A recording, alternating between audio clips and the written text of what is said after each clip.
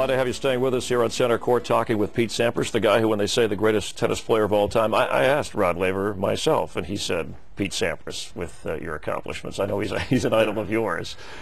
That's flattering. I mean, to get that from him, I mean, he's, in my opinion, one of the greats ever, if not the greatest. It's hard to compare what I did to what he did because of the different, athletes are a little better today and a little tougher competition. But, I think if he was playing today, he'd be doing just fine.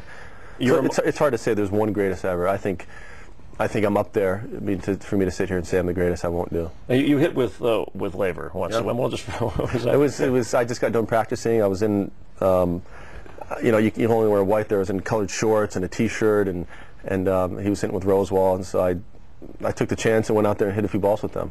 And I think I was early on, and a couple of membership people were there, and they kind of moved away and didn't want to see it to kind of kick me off the court. But it was a good moment. Yeah, how about the older players? And I thought it was interesting how you talked about not only admire their game but their professionalism, but the transition with the modern players and equipment, attitude, personality, the changeover.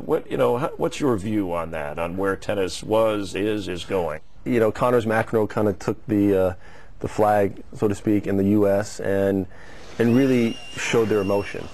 Some good, some bad, but it made news. It definitely made some headlines. And when you went into, say, my era with Andre and Jim and myself, it was a transition, and I don't think people really knew us that well. They wanted to see more personality and that because, at one stage they didn't like the McEnroe and Connors, and then once they left, they kind of wanted more frills and more controversy and whatever. And did tennis need that because of other competition from other sports? Well, I think we live in a day and age where that stuff does help, and outburst and people saying rivalry. Rivalry I think ultimately what sells sports, but the boom really did happen with McEnroe and Connors, the tennis boom. Right.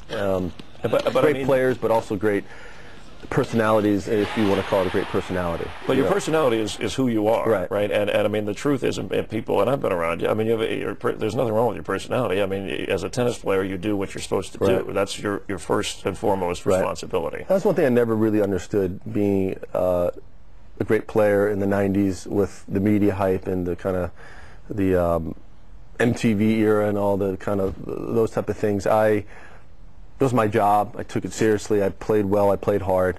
I felt like I was pretty classy as far as being respectful to my opponents and to the media. And whenever media wanted stuff, I would always be accommodating. But I was dominating, and that made it boring.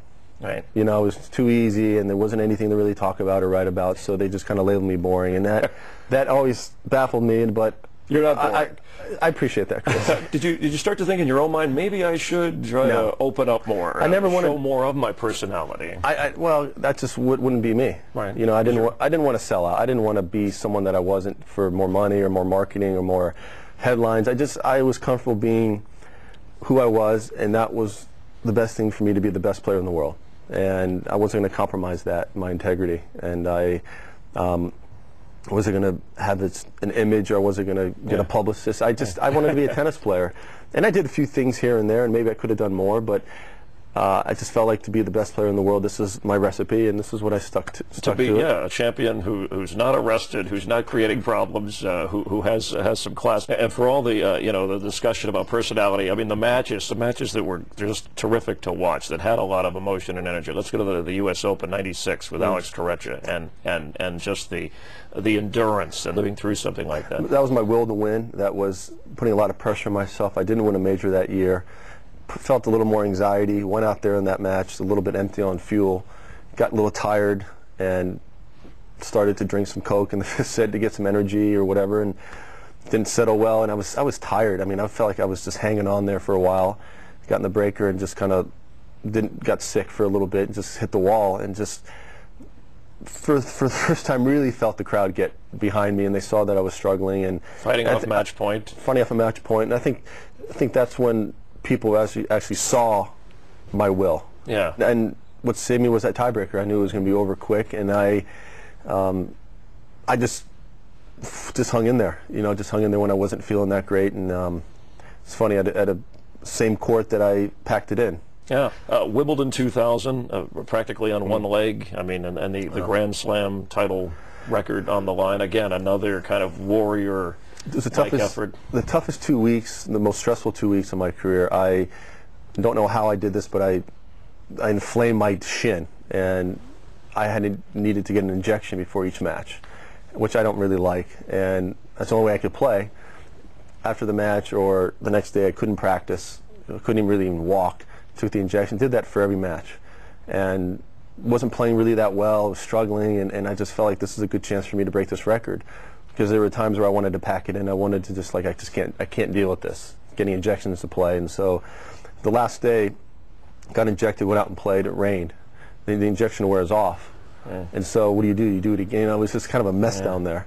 And so I just went out there and kind of just played, and I got through it and kind of enjoyed a little bit of the pain at the end. And that was that first time since Edinburgh that the family was all there? My parents were there. They weren't going to come. My wife and sisters persuaded them to come. That I really want them there. Yeah. And they came. They said two things: good luck, and I don't want to be seen on TV.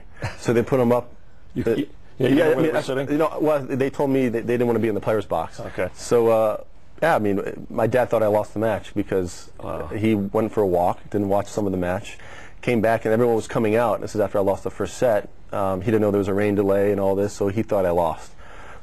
It was a rain delay, so he was, it's kind of a Twilight Zone thing, he told me. And so, got through a couple of tough sets there and ended up winning it. And it was relief, it was joy. I felt like I could just release all this weight off my shoulders and share it with them who... I wanted them to be at Wimbledon. I mean, I've won there 7 times. I would be unfortunate if they weren't ever there, and so I was glad they were there, and I got engaged at that time, and it was just a perfect ending. We'll continue on center court with Pete Sampras. He'll tell us the story of how he met actress Bridget Wilson, who later became his wife, and how she became an important part of him being a champion one more time. We'll be back with Pete in a moment.